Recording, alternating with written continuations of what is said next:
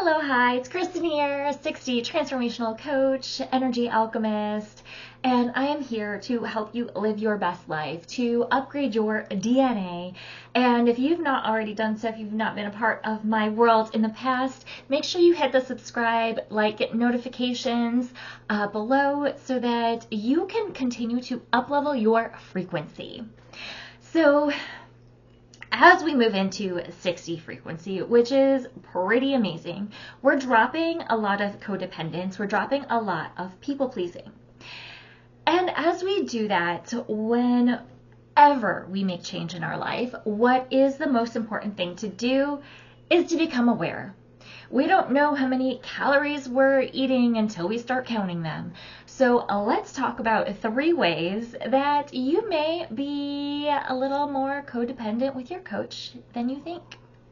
Number 1 is an over-reliance on decision making. Are you holding yourself back from stepping into your full power, stepping into your truth? Are you holding back because you want to check in with someone on what their intuition says, or to make sure that you're making a right decision?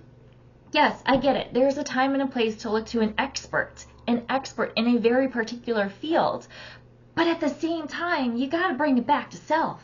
You got to bring it back to yourself, to your heart, to your goals and your desires, so that you stay on your path. Because otherwise, if you are outsourcing your decision making, you're just going to give away your power.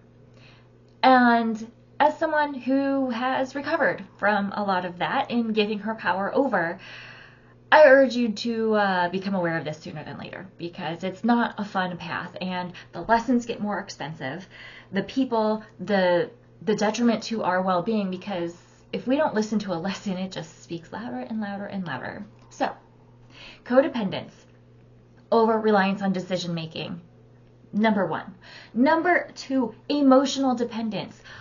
Every time that you are going through your highs and lows, are you able to self-regulate, or are you reaching out to someone to really help you regulate, to have that sense of peace, to know that you can get through this? And when we outsource our power, when we outsource that emotional dependence, when we're going for that quick hit, we're kind of acting like an addict, and we're just looking for that stress relief.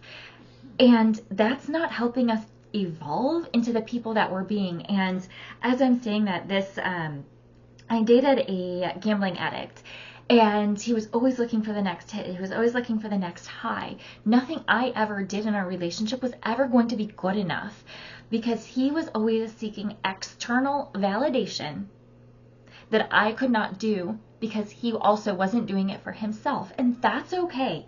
That's okay.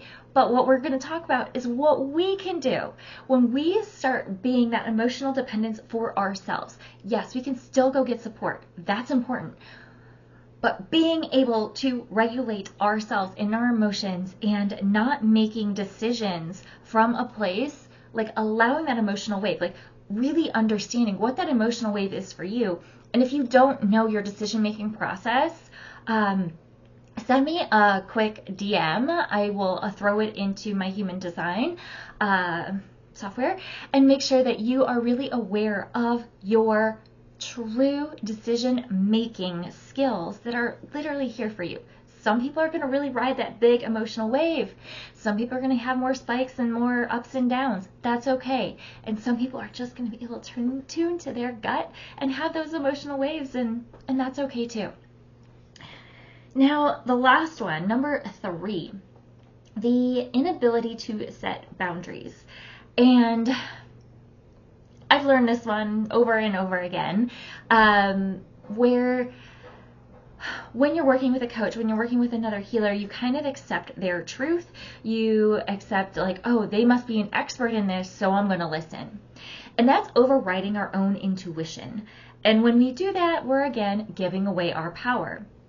And so knowing what's truly on our path and not, and what really resonates and doesn't, is huge. I worked with a coach that kept telling me to do it a certain way, to do social media a certain way.